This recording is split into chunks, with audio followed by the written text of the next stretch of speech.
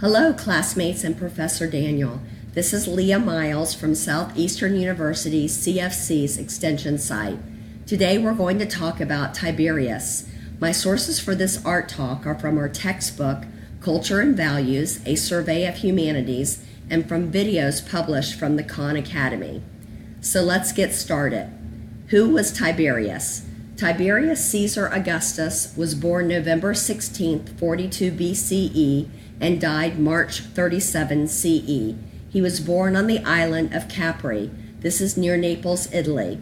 He would be the second Roman emperor and ruling from 14 to 37 CE.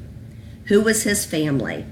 Well, the Kardashians can't hold a candle to this family.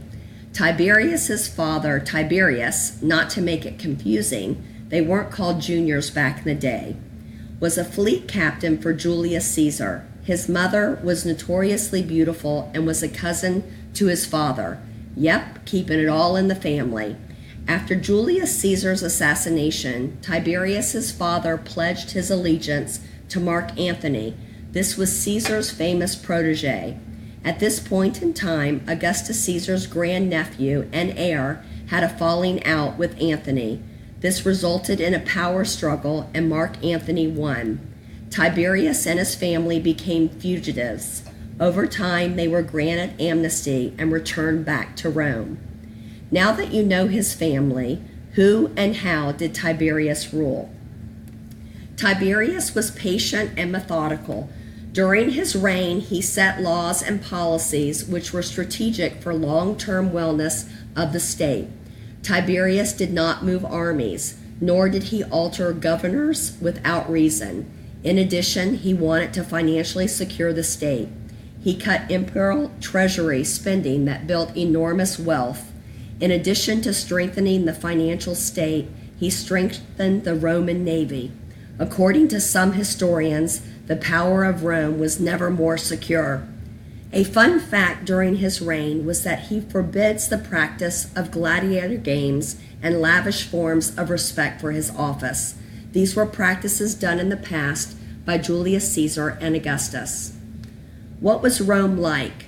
The time period referred to as Imperial Rome was 27 BCE to 337 CE. Let's break this down as our textbook, Cultures and Values, A Survey of Humanity, does in three main areas: religion, arts, and language.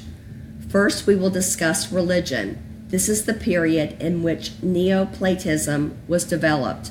This is a modern term for a Platonic philosophy started in the 3rd century AD.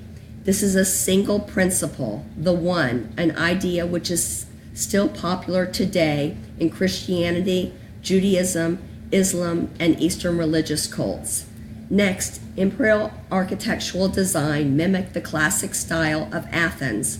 Their building and sculptures were constructed utilizing Roman techniques. You may recognize these as arches, vaults, domes, with bold uses in concrete. Today, we can still admire the form and functionality of the aqueducts throughout Rome. Literature had an important place within Rome. The use of historical narratives, verses, and literary works gives us insight into the lives of the Romans, how they lived, worked, loved, fought, and worshipped. Now that you have an understanding of the time period, what was Tiberius like later in his reign? In 27 CE, at the age of 67, Tiberius left Rome to visit southern parts of Italy. He was not meant to stay in the southern parts, but he would never return to Rome. It is in this season of his life that the notorious legend of the Tiberius monster would erect. The legend states that he physically became grotesque. He would return to the island he was born in. He would build dozens of villas, and these villas were utilized for prisons, dungeons, torture chambers, and places of execution. It was rumored he stored riches in his own villas and held the company of lavish artists. Tiberius was known to have obscene and cruel taste. His mind may have been going, and he was known to kill frequently at any time. Why does this sound so familiar? Many of us already know Tiberius from world history and religion classes. and as a Christian, we know the name Pontius Pilate. Pilate was a Roman governor under the emperor of Tiberius and is best known as the judge of Jesus' trial. We learned of Pilate's actions in Matthew 27, verses 22 through 25. "What shall I do then with Jesus who is called the Messiah?" Pilate asked.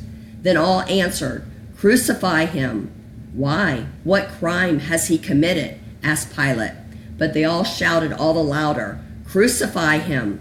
When Pilate saw that he was getting nowhere, but that instead an uproar was starting, he took water and washed his hands in front of the crowd. "I am innocent of this man's blood," he said. "It is your responsibility." And all the people answered, "His blood is on us and our children." Why are these two Romans important to us today? Tiberius's reign set the foreground and cruelty for Jesus' crucifixion. Pilate was a pawn used by the powers at hand, but little did they know they were playing critical roles in our Savior's biggest sacrifice to all mankind. It was because of Jesus' death that all God's children would have the opportunity through salvation to have eternal life. As we study history, we learn and understand the roots of civilization and how we play a part in it. Everyone has a role in God's kingdom and his plans for the universe. Jeremiah 29:11 says, "For I know the plans I have for you, declares the Lord, plans to prosper you and not to harm you, plans to give you hope and a future." Today we learned about the ruler Tiberius and his part in history. Now I encourage you to ask yourself and God, what is your purpose and role in his kingdom?